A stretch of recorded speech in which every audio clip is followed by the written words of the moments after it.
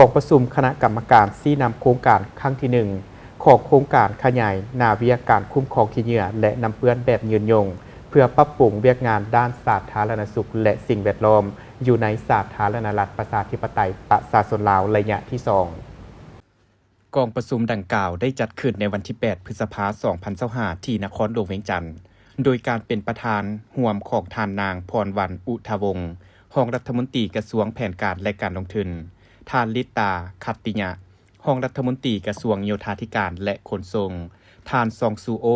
หัวหน้าองค์การร่วมมือสากลสเกาหลีควายก้าประจำลาวทานนางดักมาสเวเบอร์หัวหน้าสถาบันเติบโตสีเขียวประจำลาวมีรองเจ้าของนครหลวงเวียงจันทน์รองเจ้าแขวงพร้อมด้วยภาคส่วนที่เกี่ยวข้องเข้าร่วม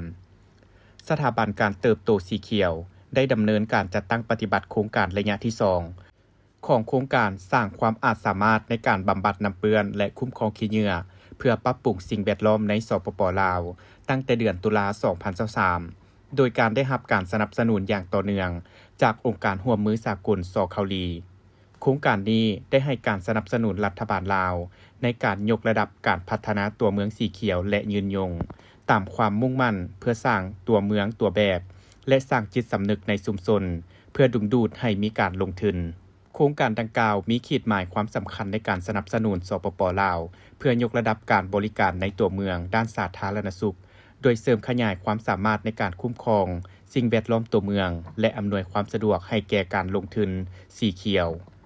ซึ่งโครงการดังกล่าวแม่นเพื่อแนไซเสื่อมสารการวางแผนและพัฒนาตัวเมืองสีเขียวเข้าในแผนพัฒนาเศรษฐกิจสังคมแห่งชาติครั้งที่ 10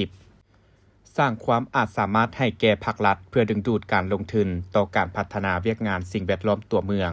สร้างความเข้มแข็งในการคุ้มครองขี้เหยื่อและน้ำเปื้อนแบบยืนยงเพื่อส่งเสริมเศรษฐกิจหมุนเวียนสร้างเวียกเฮ็ดงานทำสีเขียวและสร้างความเข้มแข็งให้แก่ธุรกิจสีเขียวในระยะยาวจุดประสงค์ดังกล่าวแม่นผ่าน3องค์ประกอบของโครงการเพื่อในไซปรับปรุงการเข้าถึงและคุณภาพของการบริการในการคุ้มครองขี้เหยื่อในตัวเมืองและการบำบัดน้ำเปื้อนเพื่อสร้างความอาจสามารถให้รัฐบาลลาวสืบต่อพัฒนาตัวเมืองแบบยืนยงสำหรับโครงการระยะที่ 1แม่นมีชื่อโครงการว่าสร้างความอาจสามารถการบำบัดน้ำเปื้อนและขี้เหยื่อเพื่อปรับปรุงสิ่งแวดล้อมในสปป.ลาวมูลค่าโครงการ 6.5 ล้านดอลลาร์สหรัฐจัดตั้งปฏิบัติโดยกระทรวงโยธาธิการและขนส่งห้องว่าการปกครองนครหลวงเวียงจันทน์พื้นที่โครงการตั้งอยู่นครหลวงเวียงจันทน์นครปากเซแขวงจำปาสักที่มีระยะเวลาการจัดตั้งปฏิบัติแต่ปี 2019 หา 2025 จำนวนผู้ได้รับผลประโยชน์โดยกงแม่น 116,000 คนโดยทางอ้อมแม่น 118,000 คนโครงการระยะที่ 2แม่นมีชื่อโครงการว่าโครงการขยายการคุ้มครองขี้เหยื่อและบำบัดน้ำเปื้อนแบบยืนยงเพื่อปรับปรุงเวียกงานสาธารณสุขและสิ่งแวดล้อมของสปป.ลาวมูลค่าโครงการ 10.5 ล้านดอลลาร์นำพาจัดตั้งปฏิบัติโดยกระทรวงแผนการและการลงทุนกระทรวงโยธาธิการและขนส่ง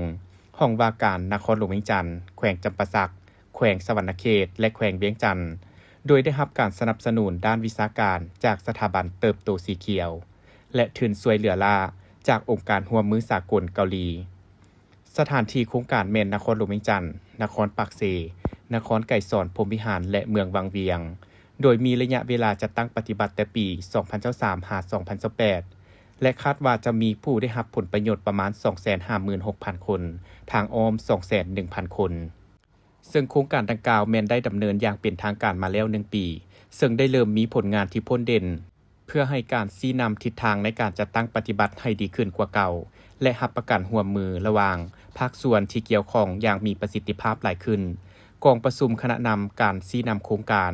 จึงได้ถูกจัดขึ้นเพื่อเป็นการแนะนำสมาชิกคณะชี้นำโครงการเสนอความคืบหน้าและการจัดตั้งปฏิบัตินำเสนอกรอบเวียกและแผนการคุ้มครองความเสี่ยงนำเสนอแผนเวียกและงบประมาณปี 2025ปรึกษาหารือเพื่อตัดสินปัญหาที่สำคัญที่เกี่ยวข้องกับโครงการ